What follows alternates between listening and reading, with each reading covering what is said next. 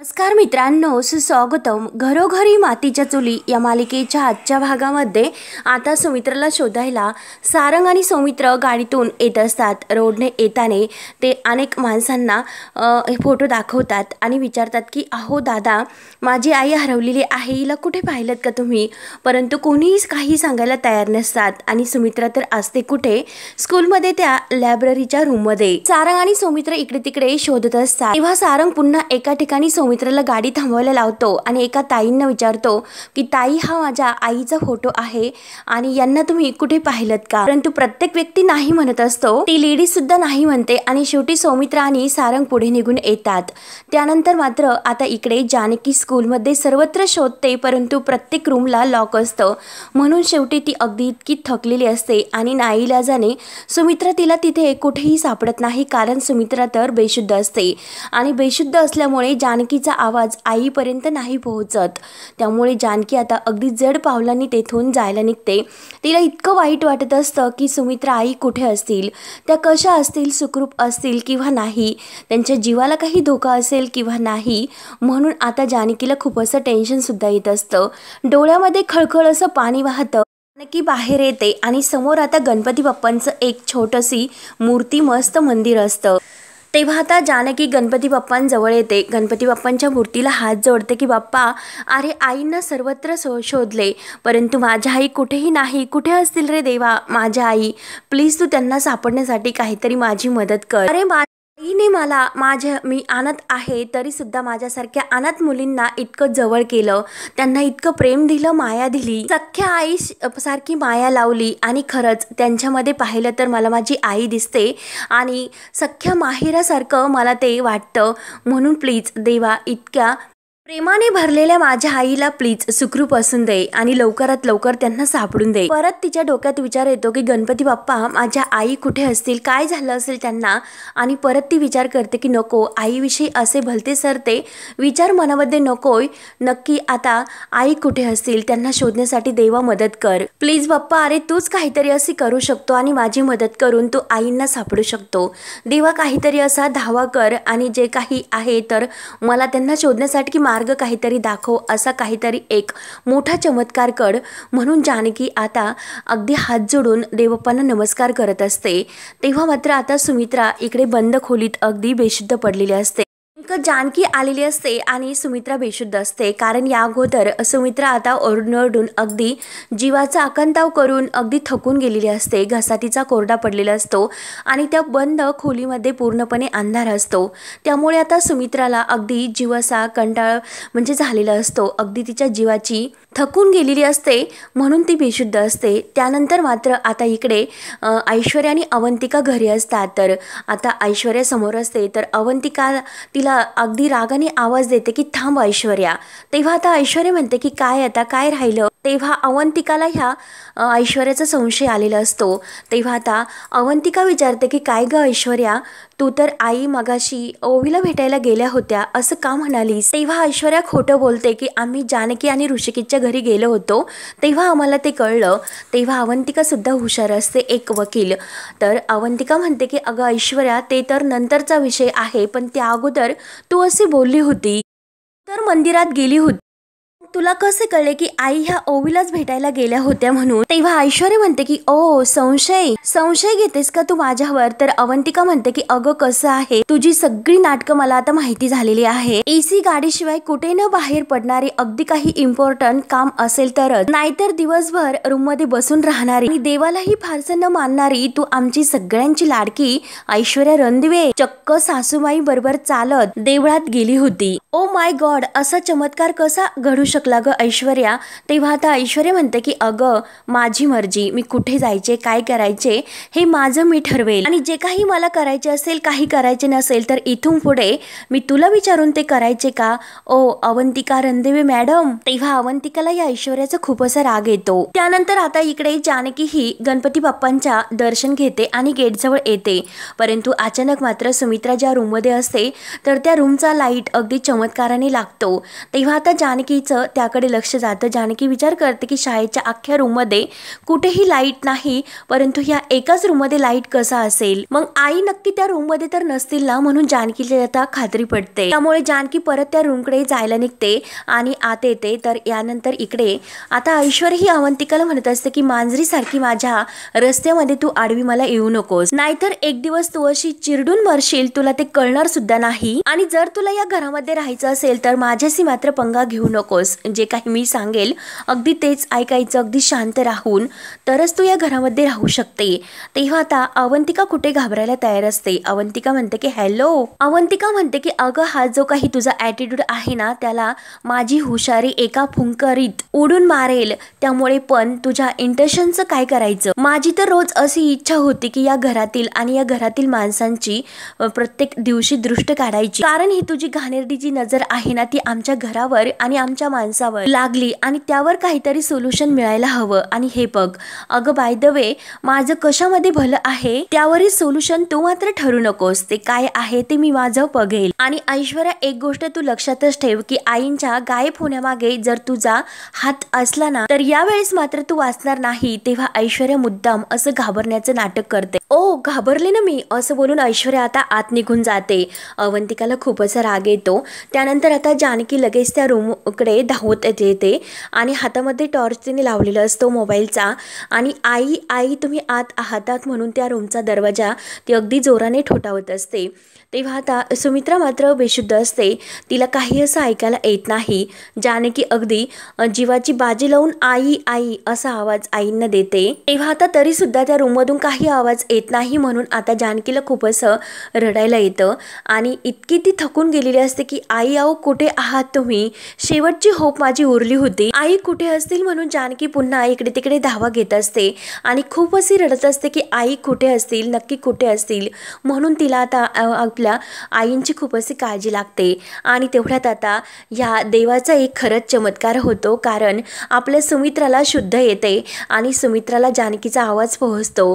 तेव्हा तर जानकी येथे आपल्याला सोडवण्यासाठी आलेली आहे असं मात्र आता सुमित्राच्या लक्षात येते. म्हणून सुमित्रा लगेच जानकीला आवाज देते की जानकी. तेव्हा आता जानकीच्या कानावर आईंचा आवाज येतो. जानकी लगेच थांबते आणि आई आई असं करत असते. तेव्हा आता आईंचा आवाज ऐकल्यानंतर जानकी आईंना सुद्धा आवाज देते. तर आता आई ह्या उठतात आणि दरवाजाजवळ येतात की जानकी अगं मी येथे गुतले, मला इथून सोडव. म्हणून आता त्या जानकीचा धावा करत असतात. जानकी तर खरंच देवकृपेने आपल्या आईंना सोडवण्यासाठी तर आलेलीच असते. तेव्हा जानकी रडतच त्या रूमजवळ येते, दरवाजा वाजवते. तर आता सुमित्रा आतमधून म्हणते की जानकी अगं दार उघड, मी आतमध्ये अडकलेत, मला इथून बाहेर काढ. तेव्हा आता जानकी अगदी तो दरवाजा उघडायला जाते, परंतु त्याला लॉक असतो. जानकी जोरात आई असं ओरडते. तर आता आई रडतच म्हणतात की जानकी अगं काही वाटेल ते कर, परंतु मला इथून सोडव ग जानकी. तेव्हा आता आज जानकीने दाखवून दिलेलं असतं की एका आईचं प्रेम आणि एका सोनेचं प्रेम काय असतं ते.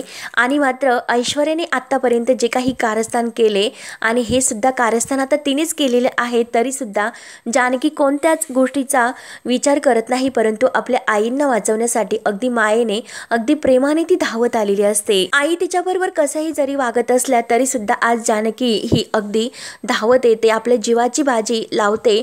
आई तुम्ही काळजी करू नका, मी तुम्हाला बाहेर काढते, तुम्ही काही टेन्शन घेऊ नका. तेव्हा जानकी सुद्धा बाहेरून खूप रडत असते आणि आतमधून सुमित्रा अगदी दरवाजाला कान देऊन रडत असतात.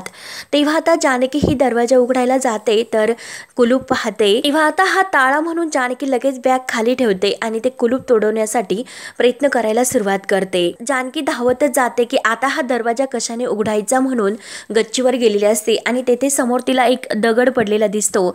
जानकी धावतच तो दगड उचलते आणि लगेच ते कुलूप तोडायला तो दगड घेऊन येते. जोरजोराने ते कुलपावर तो दगड मारत असते.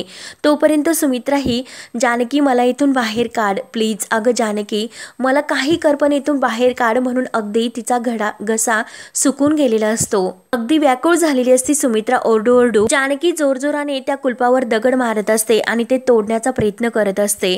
आणि आईंना सुद्धा ती आता आधार देत असते की आई मी आहे, तुम्ही काही टेन्शन घेऊ नका, तुम्ही सुखरूप मी तुम्हाला बाहेर काढते, तुम्ही अगदी काही असं म्हणजे जीवाला वाईट वाटून घेऊ नका, आपण लवकरच येथून बाहेर पडूयात, तुम्ही काळजी करू नका आई मी आहे. तेव्हा आता जानकी जोरजोराने दगड त्या या कुलपावर मारत असते, परंतु जानकीच्या हाताला आता तो दगड खूप लागतो आणि म्हणजे असा दगड मारता मारता जानकीच्या हातालाच लागतो. जानकीला खूप असे वेदना होतात, ती जोरात किंचाळते, परंतु आईंना काही टेन्शन येऊ नये म्हणून ती पुन्हा आपलं तोंड दाबते आणि आपले जे काही वेदना आहेत हाताला लागलेल्या त्या बाजूला ठेवते. कसं स्वतःला सावरते आणि परत ते कुलूप असं उघडण्यासाठी जोराने दगड त्यावर मारते. तेव्हा मात्र आता खरंच कुलूप उघडतं आणि तरीसुद्धा जानकीच्या हाताला लागलेलं असतं. जानकी त्याचा विचार करत नाही आणि कुलूप उघडलं म्हणून तिला खूप असा आनंद होतो. तेव्हा आता दरवाजा उघडते आणि आत येते तर सुमित्रा धावतच जानकीच्या मिठीत येते. जानकी, बरं झालं ग तू आली. तेव्हा जानकी म्हणते की आई कशा आहात तुम्ही. जानकीला आता अगदी आई सुखरूप आहे म्हणून अगदी तिची काळजी मिटते. ती आईंना शांत करते. तर आता आई सांगत असतात की अगं मी ओवीला भेटायला आले होते आणि इथे अडकले. लाईट सुद्धा गेलेली आहे आणि खरंच मी या बंद खोलीत अडकले ग. मी काय करू जानकी. अगं कुलूप लागल्यामुळे मला इथून बाहेर सुद्धा पडता येत नव्हतं. म्हणून सुमित्राला आता ही सर्व सांगताना दम सुद्धा खूप असा लागत असतो. अगं मी एकटी होते या बंद खोलीमध्ये, खूप अशी घाबरलेली होते. इथून बाहेर कसं पडू मला काही सुचत नव्हतं. मी खूप असे आवाज दिल्या परंतु कुणापर्यंत माझी आवाज ऐकू जात नव्हता. म्हणून आता आईंना अगदी दम लागत असतो, श्वास घ्यायला त्यांना त्रास होत असतो. तरी सुद्धा आता जानकी त्यांना अगदी शांत राहायला सांगते. आईंना व्यवस्थित धावतच तेथील एक खुर्ची घेते, आईंना त्या खुर्चीवर बसवते. तर आता आई त्या खुर्चीवर बसतात आणि जानकीला घट्ट अशी मिठी मारतात की जानकी अगं मला सोडून कुठेही जाऊ नकोस प्लीज. तेव्हा आता जानकी सुद्धा आईंना घट्ट मिठी मारते. दोघी खूप रडत असतात. आईंना म्हणते की नाही आई, अहो मी तुम्हाला सोडून कुठेही नाही जाणार, तुम्ही काळजी करू नका आई, शांत व्हा, टेन्शन घेऊ नका. म्हणून जानकी एक खूप मोठा असा आधार आपल्या सुमित्राला देत असते. तेव्हा मात्र आता सुमित्रा खूप घाबरलेली असते. सुमित्रा म्हणते की जानकी अगं मी ओवीला भेटायला आले होते म्हणून ऋषिकेश माझ्यावर खूप असा रागवलेला होता आणि तो आणखीन रागवलेला आहे का. तेव्हा आता जानकी अगदी आपल्या आईला गोंजाळते, अगदी जवळ घेते. नाही आई, अहो ऋषिकेश का रागवतील तुमच्यावर, कशाला रागवतील आई, अहो उलट त्यांना तुमची खूप काळजी आहे. तेव्हा आता सुमित्रा अगदी रडायला सुरुवात करते, मोठमोठ्याने रडत असते. जानकी सुद्धा आपल्या आईला अगदी मिठीत घेऊन अगदी खूप रडत असते की हो अहो आई, त्यांना उलट तुमची खूप काळजी आहे असं सांगत असते. थांबा आई, मी त्यांना तुम्ही सापडले हे कळवते. म्हणून जानकी आता घाईने आपली पर्स घेते आणि त्यातील मोबाईल घेते. त्यानंतर आता जानकी इकडे घरी कॉल करते ऋषिकेशला. तर ओवी ही देवघरात देवाजवळच बसलेली असते. आपल्या आईंना आजीला सापडण्यासाठी देवाचा धावा करत असते आणि तेवढ्यात मात्र आता ऋषिकेशच्या मोबाईलवर जानकीचा कॉल येतो आणि लगेच ऋषिकेश कॉल उचलतो की जानकी अगं कुठे आहे तू, आई सापडली का, असे अगदी तो रडतच विचारत असतो. तेव्हा आता जानकी सुद्धा रडत म्हणते की अहो ऋषिकेश, आई सापडल्या. तर ऋषिकेशचा चेहरा अगदी खुलतो. तर ऋषिकेश हसून विचारतो की काय जानकी, आई सापडली. ओवीला सुद्धा खूप आनंद होतो आणि ऋषिकेशला सुद्धा. ऋषिकेश विचारतो की त्या बऱ्या आहेत ना, त्यांना काही झालं तर नाही ना, आणि कुठे होत्या जानकी त्या इतक्या वेळ, कुठे सापडल्या त्या. तर आता जानकी म्हणत असते की ऋषिकेश अहो ते जे काही आहे ते सर्व मी तुम्हाला घरी आल्यानंतर सांगते. आता आईंची तब्येत जरा बरोबर नाही, मी त्यांना घरी सोडून येते आणि नंतर जे काही आहे ते मी नंतर घरी आल्यानंतर तुम्हाला सर्व काही सांगते. तुम्ही काही काळजी करू नका, आई सुखरूप आहे. आता फक्त थोडीशी तब्येत त्यांची बरोबर नाही. तेव्हा ऋषिकेश म्हणतो की ठीक आहे. तर जानकी लगेच फोन ठेवते आणि आपली बॅग घेऊन आईंना म्हणते की आई चला आता आपल्याला घरी जायचंय, चला उठा बरं. म्हणून जानकी आता सुमित्राच्या हाताला धरते आणि तिला उठवते. आपल्या पदराने सुमित्राचा चेहरा पुसते. पूर्णपणे घामाने अशी चिंब झालेली असते सुमित्रा. तरी सुद्धा ती आता जानकीला विचारते की जानकी अगं माझी ओवी तर बरी आहे ना. तेव्हा जानकी आता सुमित्राला परत आपल्या मिठीत घेते आणि त्या दोघी खूप रडतात आणि बरी आहे असं सांगते. तेव्हा आता सुमित्रा रडतच म्हणते की अगं जानकी मी तुला खूप त्रास दिला ग. म्हणून आता सुमित्राला खूप असं रडायला येतं, वाईट सुद्धा वाटतं. म्हणून आता सुमित्रा खूप अशी ढसाढसा रडत असते. तेव्हा जानकी म्हणते की आई आता बाद झालं, स्वतःला त्रास करून घेऊ नका, अगोदर घरी चला बरं. अगोदर एकतर इतका खूप त्रास त्रास झालेला आहे, आता शांत व्हा. म्हणून आता जानकी ही सुमित्राला रूममधून धरून बाहेर काढते आणि अगदी आपल्या जवळ घेते, अगदी तिच्या मिठीत घेत तिला बाहेर घेऊन येते. त्यानंतर आता त्या दोघी घरी यायला निघतात. तर इकडे ऋषिकेश अगदी खुश होऊन ओवीला म्हणतो की ओवी अगं आजी सापडली. तेव्हा ओवीला सुद्धा खूप आनंद होतो. ती लगेच ऋषिकेशला प्रेमाने मिठी मारते. ऋषिकेश सुद्धा खूप खुश असतो. ओवी धावतच आता देवघरात जवळ येते आणि देवाला म्हणते की थँक्यू देवप्पा, थँक्यू सो मच, तू माझ्या आजीला शोधून काढलं. त्यामुळे मी माझ्या आजीला कुठेही कधीच एकटीला नाही जाऊन देणार. नेहमी तिचा हात धरून ठेवेल आणि शहाण्यासारखं वागेल. देवप्पा मी तुला प्रॉमिस करते. तेव्हा आता ओवीने जे काही आजीविषयी प्रेम आता ऋषिकेशने पाहिलेलं असतं, तेव्हा ऋषिकेश आता ओवीजवळ येतो आणि प्रेमाने तिच्या डोक्यावर हात ठेवतो. आणि तेव्हा आता एका आजीला आणि नातीला तोडण्याची काय चूक आहे ही ऋषिकेशच्या लक्षात येते आणि ऋषिकेश आता त्या दोघींना एकत्र आणण्याचा प्रयत्न करतो. तो कधीही त्यांना आता वेगळं करणार नसतो असं त्याने आता ठरवलेलं असतं. नंतर आता जानकी ही सुमित्राला घेऊन घरी येते. तर आजी ही रडतच वाट पाहत असते की सुमित्रा कुठे गेले असेल. आजीचे सुद्धा आपल्या लेकीसाठी डोळे भरून येतात, तिला काळजी लागते. तेवढ्यात आता आजी रडतच असताना जानकी आणि सुमित्रा दाराशी येतात. तर आता सुमित्रा ही आपल्या आईला आई असा आवाज देते. तर आजी लगेच पाहते आणि आजीला सुद्धा आता खूप असा आनंद होतो. सुमित्रा धावतच आत येते आणि आजी आणि सुमित्रा दोघीही एकमेकींना मिठी मारतात. आजी म्हणते की कुठे होते ग सुमित्रा, अगं खरंच मी खूप घाबरले होते. तेव्हा सुमित्रा आता खूप रडत असते. तर आजी तिच्या डोळ्यातील पाणी पुसते आणि जानकी आता दरवाजातच उभी राहिलेली असते. तेव्हा आता ऐश्वर्या, अवंतिका आणि सौमित्र बाहेर येतात. परंतु अवंतिका आणि सौमित्र या दोघांना खूप आनंद होतो. परंतु ह्या ऐश्वर्याला मात्र अगदी तिचा नेमका असा पूर्ण गोंधळ उडतो. तिला टेन्शन येतं की सुमित्रा घरी आलीच कशी. ऐश्वर्या अगदी धक्क्यानेच पाहत असते. तर आजी म्हणत असते की सुमित्रा अगं किती शोधलं तुला आणि या वयात असे धक्के नाही सहन होत ग. आजी खूप रडत असते. तर सुमित्रा म्हणते की आई शांत हो, रडू नकोस, मी आले ना. आणि आई तुला माहिती आहे का मला कोणी वाचवलं ग. अगं आई मला जानकीने वाचवले ग. तेव्हा मात्र आता ऐश्वर्या डोक्याला हात लावते. तिला जानकीचा खूप असा राग येतो, कारण तिला असं वाटत असतं की मी लॉक लावलं तरी सुद्धा ही सुमित्रा घरी आली. आणि आता सुमित्रा कोणाचा विचार करत नाही, जानकीच्या हाताला धरते. जानकी आत ये म्हणून जानकीला आता घरात आणते. तेव्हा आता ऐश्वर्याचा इतका जळफळाट होत असतो की ह्या जानकीने शेवटी या म्हातारीला वाचवलं असं तिला वाटत असतं. परंतु आता लगेच सुमित्रा हाताला धरून जानकीला जेव्हा घरी घेऊन येत असते तेव्हा मात्र आता लगेच सुमित्रा म्हणत असते की जानकीने आज मला वाचवलं. म्हणून जानकीला आता घरात आल्यानंतर खूप असा आनंद होत असतो. परंतु तेवढ्यात सारंग धावतच येतो आणि तो सुद्धा आईसाठी खूप असा रडत असतो की आई तू आलीस, आई तू आलीस. म्हणून त्याला आई आल्याने खूप असा आनंद होतो. आईला विचारतो की आई तू कुठे होतीस, तुला काही झाले तर नाही ना, तू सुखरूप तर आहेस ना, असे अनेक प्रश्न तो काळजीने आईला विचारतो. अगं आई तू असं काय करतेस, तुला माहिती आहे का तुला शोधण्यासाठी अख्खं गाव आम्ही पिंजून काढलं. तेव्हा आता सौमित्र म्हणतो की पण सापडली शेवटी जानकी वहिनीलाच. तेव्हा आता ऐश्वर्याला आणखीन राग येतो. तेव्हा अवंतिका म्हणते की जानकी वहिनी खरंच तुम्ही कमाल आहात ओ, कसं काही शोधलं तुम्ही आईंना. तेव्हा ऐश्वर्या आता मुद्दाम लगेच म्हणते की त्यात काय, जो लपवतो आणि तो पटकन शोधून आणू शकतो ना, बरोबरच आहे ना. कारण मी तुम्हाला सारंग म्हटलेच होते की ह्या जानकीने किंवा तिच्या त्या नवऱ्याने ऋषिकेशनेच आईंना लपून ठेवलेलं असतं. म्हणजे मस्त अशी टीम आहे तुमची की तू लपवल्यासारखं कर, मी शोधल्यासारखं करते, असं तुमच्या दोघांचं सुरू असेल. सुमित्राला आता ऐश्वर्याचा राग येतो. परंतु सारंगला तर ऐश्वर्याचंच म्हणणं पडतं.